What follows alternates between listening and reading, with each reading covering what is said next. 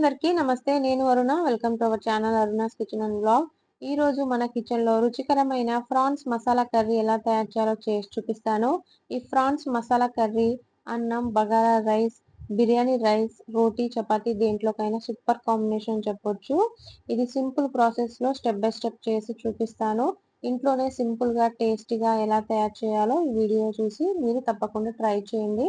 ముందుగా నేను half KG రొయ్యలు తీసుకున్నాను. ఇలా శుభ్రం క్లీన్ చేసుకోవాలండి. రొయ్యల్ని వేస్టేజ్ అనేది నారం ఉంటదనమాట రెండు వైపులా. దాన్ని కంపల్సరీగా క్లీన్ చేసుకోవాలి. లేకపోతే తిన్న తర్వాత డైజెషన్ ప్రాబ్లమ్ గానీ, స్టమక్ ఇన్ఫెక్షన్ గానీ వస్తుంది. ఈ ఫ్రాన్స్ లో సాల్ట్, నిమ్మరసం వేసుకొని క్లీన్ చేయడం వల్ల నీసు స్మెల్ రాకుండా ఉంటుంది. Half teaspoon salt, 1 spoon కారం, పావు టీ స్పూన్ పసుపు వేసుకున్నాను. ఈ ఉప్పు, కారం అన్ని ముక్కలకి పట్టేటట్టు కలిపి మ్యారినేట్ చేసుకొని ఒక 15 నిమిషాలు పక్కన పెట్టుకోవాలి. ఇలా పెట్టుకోవడం వల్ల ముక్కలకి మంచి టేస్ట్ అనేది వస్తుంది. కడాయి పెట్టుకొని 1 స్పూన్ ఆయిల్ వేసుకున్నా. ఆయిల్ హీట్ అయిన తర్వాత 1 టీ స్పూన్ జీలకర్ర వేసుకున్నాను.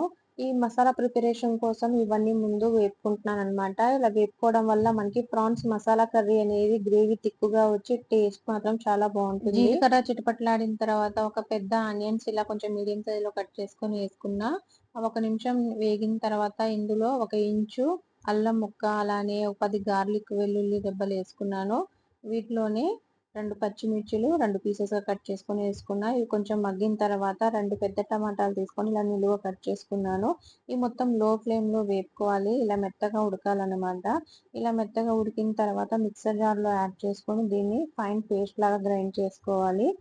మొత్తం ముందుగానే పచ్చిగా వేసుకొని గ్రైండ్ చేసుకోవడం వల్ల గ్రేవీ అనేది టేస్ట్ రాదు. ఇలా ఫ్రై చేసుకొని వేసుకోవడం వల్ల గ్రేవీ అనేది టేస్ట్ వచ్చి మనకి మసాలా కర్రీ అనేది త్వరగా ఉడికిపోతుంది. ఇప్పుడు అదే కడాయిలో 1 స్పూన్ ఆయిల్ వేసుకొని ఆయిల్ హీట్ అయిన తర్వాత ముందుగా మ్యారినేట్ చేసుకొని పెట్టుకున్న రొయ్యలని కుక్ చేసుకోవాలి. వీటిలో నుంచి వాటర్ అనేది రిలీజ్ అవుతుంది. ఆ వాటర్ అంతా తగ్గిపోయేదాకా ఫ్రై చేసుకోవాలన్నమాట మీడియం మంట పైన. చూసారు కదా, ప్రాన్స్ అనేది కూడా పర్ఫెక్ట్ గా ఉడికింది. ఇలా ఉడికించుకోవడం వల్ల మనకి మసాలా ప్రాన్స్ టేస్ట్ అనేది చాలా బాగుంటుంది. కారం, ఉప్పు, పసుపు అనేది ముక్కలకి పట్టి మంచిగా ఉడుకుతుంది అనమాట. ముక్క అనేది చప్పగా ఉండకుండా ఉంటుంది ఈ ప్రాసెస్ లో చేస్తే. అదే కడాయిలో 2 స్పూన్లు ఆయిల్ వేసుకున్నా. ఆయిల్ హీట్ అయిన తర్వాత బిర్యానీ ఆకు, ఇలాచి, లవంగం, 1 మిరియాలు అనేది వేసుకున్నాను. నేను మసాలా అనేది తక్కువ వేస్తున్నాను అనమాట. మీరు ఎక్స్ట్రా కావాలి, కొంచెం కారం తినాలి అనుకుంటే 1, 2 ఎక్స్ట్రా వేసుకోవచ్చు. నేను అదే కడాయిలో చేస్తున్నాను. అదే కడాయిలో మసాలా అనేది మొత్తం అంటుకుంది కదా, మనం కుక్ చేసుకుంటూ ఆ మసాలాలన్నీ కూడా మనం మసాలా కర్రీలో వచ్చేస్తుంది. టేస్ట్ మాత్రం చాలా బాగుంటుంది. 1 పాట్ కర్రీ అని కూడా అంటారండి. చాలా టేస్టీగా ఉంటుంది. మీడియం మంట పైన కొంచెం ఆయిల్ పైకి వచ్చేదాకా కుక్ చేసుకోవాలి. మూత పెట్టేసి ఒక 2-3 నిమిషాలు. చూసారు కదా, కొంచెం పైన ఆయిల్ అనేది వస్తుంది కదా. ఇప్పుడు ఒకసారి మొత్తం కలుపుకొని దీంట్లో మనము మసాలాలు వేసుకుందాము. 1 స్పూను కారం, హాఫ్ టీ స్పూన్ ఉప్పు, పావు టీ స్పూన్ పసుపు, అలానే 1 టీ స్పూన్ ధనియాల పొడి వేసుకుంటున్నా.